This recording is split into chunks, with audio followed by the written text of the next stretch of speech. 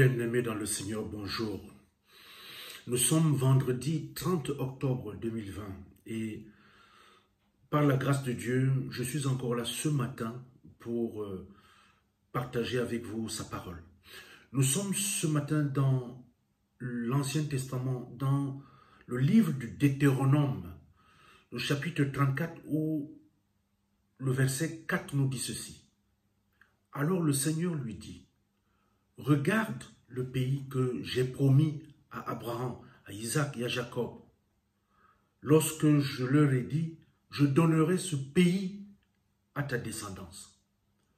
Je te le montre, mais tu n'y entreras pas. Chers frères et sœurs en Christ, je viens partager avec vous ce matin l'un des moments les plus difficiles de la vie de Moïse. Un moment terrible.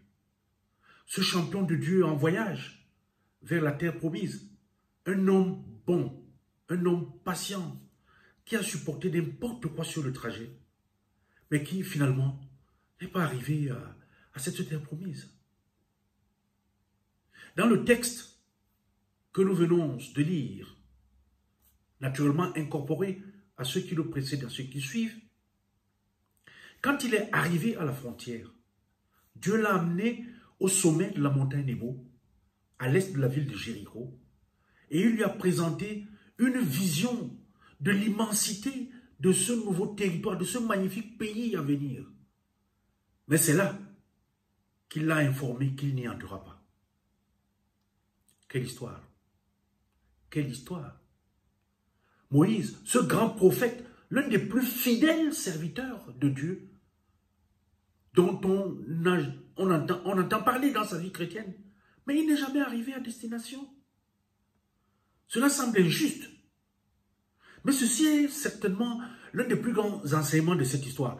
Peu importe à quel point nous sommes doués, peu importe à quel point nous sommes intelligents, peu importe à quel point nous sommes spirituellement matures, peu importe à quel point nous sommes bons, peu importe le niveau et la force de notre relation avec Dieu, l'arrivée à notre destination, qu'elle soit humaine, qu'elle soit spirituelle, n'est et ne sera jamais sous notre contrôle.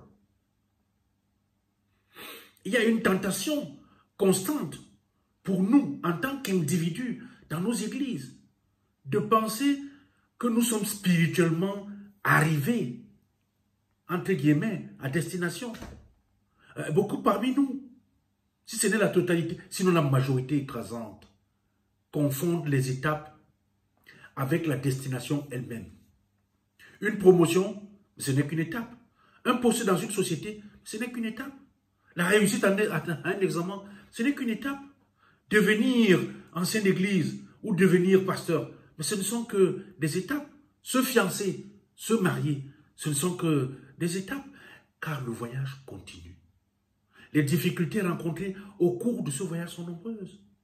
Certaines difficultés, comme par exemple actuellement le coronavirus, seront la destination pour plusieurs. Alors que ce ne sera qu'une étape pour d'autres. Tout le monde ne va pas mourir de coronavirus. Ceux qui meurent, c'était leur destination. Et ceux qui continuent, le coronavirus n'aura constitué qu'une étape. Voilà un exemple. Le temps est toujours en mouvement et notre spiritualité et nos vies aussi. En tant que peuple de Dieu, nous ne sommes jamais arrivés à destination. En tant qu'enfants d'église et membres de la société, nous sommes toujours en voyage. Ce qui signifie que nous ne sommes jamais complètement installés. Il y a toujours plus de terrain à couvrir. Il y a toujours plus de pardon à rechercher et à partager. Il y a toujours plus de croissance et de maturité à développer. Il y a une chose. Dieu nous parle encore aujourd'hui. Et il agit encore aujourd'hui. Il y a une destination finale. La terre promise. La tienne, la mienne, c'est sûr. Chaque jour, nous souhaitons nous rapprocher de cette destination. Parfois, nous faisons de petits détours. Mais attention, nous ne sommes pas encore arrivés. Tu n'es pas encore arrivé. Il te reste du chemin à faire encore individuellement dans l'église et dans les liens que tu dois avoir avec tes frères et sœurs en Christ. Le thème de notre prière de ce matin est le suivant.